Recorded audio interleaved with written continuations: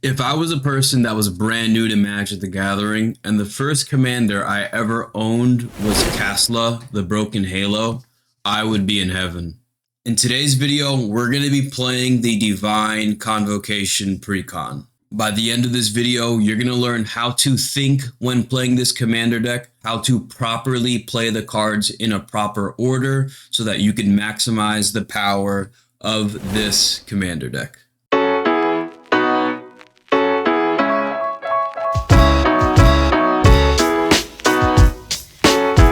Want to give a huge thank you specifically to Aaron Craig for the $9.99 super thanks. Listen, man, thank you so much. I genuinely appreciate it, dude. I want everyone to know that these sleeves are here today because Aaron paid for them. Aaron, thank you, man. I appreciate it. Just so this is completely random, I'm going to go ahead and shuffle this commander deck in the hopes that we draw into some good combos so the new players watching this video can learn a bit how to sequence the plays inside this precon. I did say this precon was pretty strong because your commander acts like a source of card draw, which generally tends to work out really well when you're playing commander. 1, 2, 3, 4, 5, 6, 7. And let's see what we have here. We have a Exotic Orchard, Path of the Ghost Hunter, Locust God, Island Commander Sphere, and Devouring Light. We keep this hand. We have a piece of ramp over here. We essentially have a land that taps for a mana of any color. So we're just going to go ahead and keep this, and then we will draw for turn. We draw into a Venerated Loxodon. Let's get down the Exotic Orchard for turn. And then we will pass. We'll draw into our Arcane Signet, which is a really good draw here.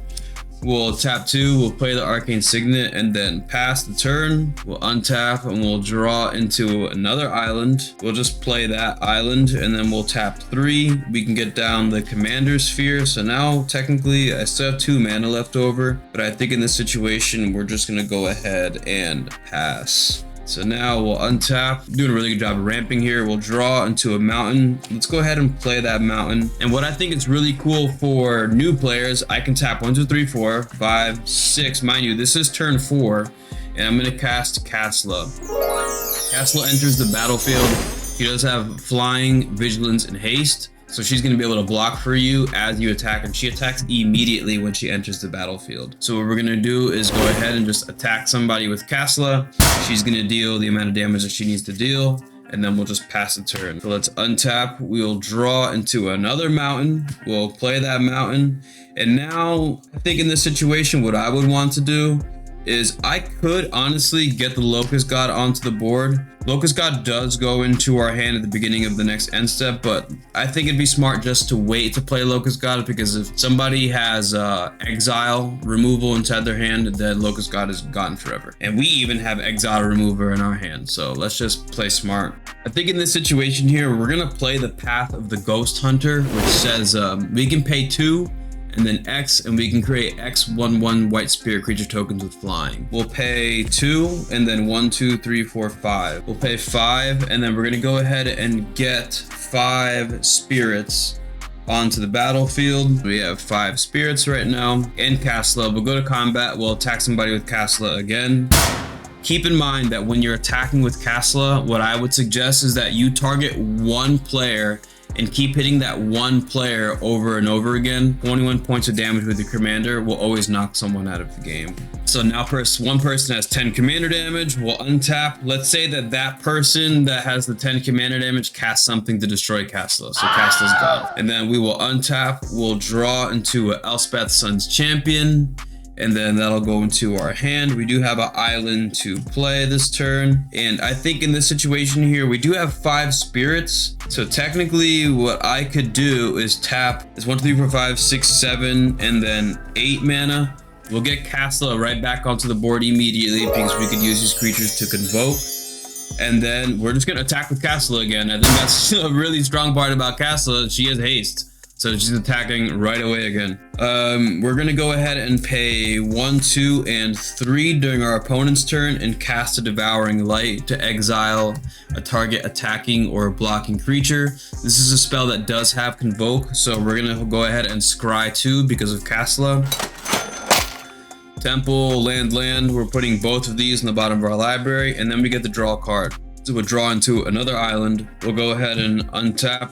Right, we'll draw for turn, which is a Goblin Medic. Whenever Goblin Medics becomes tapped, it deals 1 damage to any target. You know, I feel like this is a card you could probably take out of the deck, guys, just so you know. We're gonna go ahead and play that island for turn. And then we're gonna go ahead and tap 1, 2, 3, 4, 5. And we're just gonna go ahead and play this Venerated Loxodon that says when it enters the battlefield, put a +1/+1 counter on each creature that convoked it. So every one of these white spirits right here are gonna get a +1/+1 counter. So these are all 2/2 flyers.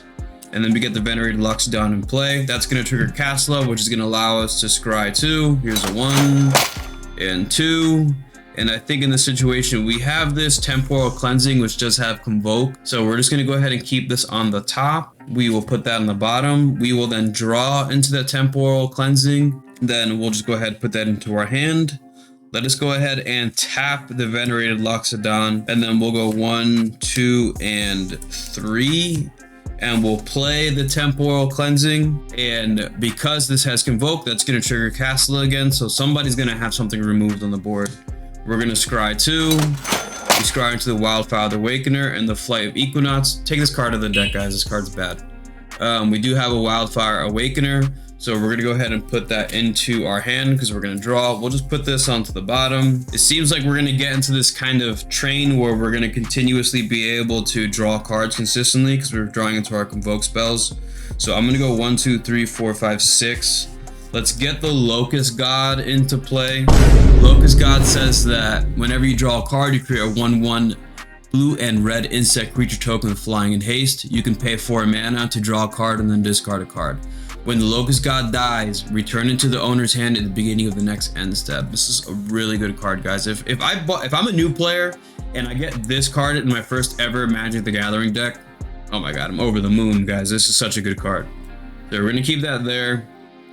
And we'll go ahead and just attack somebody with Kasla, because I don't think we've attacked yet. And then we'll just go ahead and pass the turn. We'll untap, and then we'll draw into a Port Town. But now in this situation, we have a decision to make. We could either attack with all the flying 2/2s and Kasla and the Venerated Loxodon. And I mean, look how much damage we have. We have 10, this is 14. We have 19 flying damage on the board right now. Also, not even, we have more damage than that because we were able to create a insect token with the Locust God when we just drew that card. So we have this much damage on the board right now. And on top of that, we could cast this to draw even more cards. We can pay as much mana as we have, which is right now with 15, 16, 17, 18. We can essentially pay 15 mana into X, so when this enters the battlefield, we can create 15 1/1 red elemental creature tokens with whenever this creature becomes tapped, it deals 1 damage to target player. Guys, that is absolutely insane. This card is super good. So let's just say that we go ahead and do that. Listen, honestly, in this situation here, we might not even need to do that because we would just end up attacking right now and just knocking someone out of the game, potentially. Not even potentially, like it definitely would happen. And then we just go from there. I think that this deck, just as you guys see, like the ability to kind of play something, scry 2, look at what you get, another Convoke spell. We'll put this on the bottom. We'll draw into the Convoke spell. We cast this. We create the token for Locust God. And then we'll scry 2, another Convoke spell. We'll put this on the bottom. We'll draw this card. We cast a Convoke spell. We scry 2, right? I think for new players, as you can see, this commander deck works pretty well. What I would say, what we learned from this video, if you're a new player, sequence your cards so that you get the most out of them. You know, if, in other words, like if I have a Convoke spell in my hand, I would rather not play this when Kasla's not in the game, because when Kasla's in the game, every Convoke spell essentially turns into a draw spell, which essentially makes your deck play a lot faster and then kind of gets the train going. And once you start drawing cards consistently, it turns into a level of card advantage where, because you're drawing so many cards, you're going to be playing more cards, which means that you're going to keep drawing more cards, and the chances that the more cards you draw, it's more likely that you're going to be drawing into the best cards inside of your deck. And you're always going to be playing the best cards in your deck because you're going to be drawing 8, 9, 10, 15 more cards than everybody else on the board, which just turns into this unimaginably difficult experience to deal with because you just have this giant board state and nobody can really do anything about it. And then you just one-shot people like we kind of did in our imagination over here. So I hope you enjoyed this video. If you like this video, you can like this video. If you're not subscribed, remember you always can subscribe. Also keep in mind that we're going to be selling or auctioning off this Tulane commander deck that we built on stream a couple of months ago. 75% of what this deck sells for is going to be automatically donated to a charity called Petco Love. And 25% of what this sells for or what this auction's off for, I'm going to keep so that I can pay for shipping in case this deck has to go international. And then I'll use the rest of the money to get more cards to do more donations like this. Okay, so I hope all of you have an amazing day. Always remember, okay, eat healthy, okay, work out every single day. And most importantly, you guys got to remember to believe in yourself, right? Peace out, people.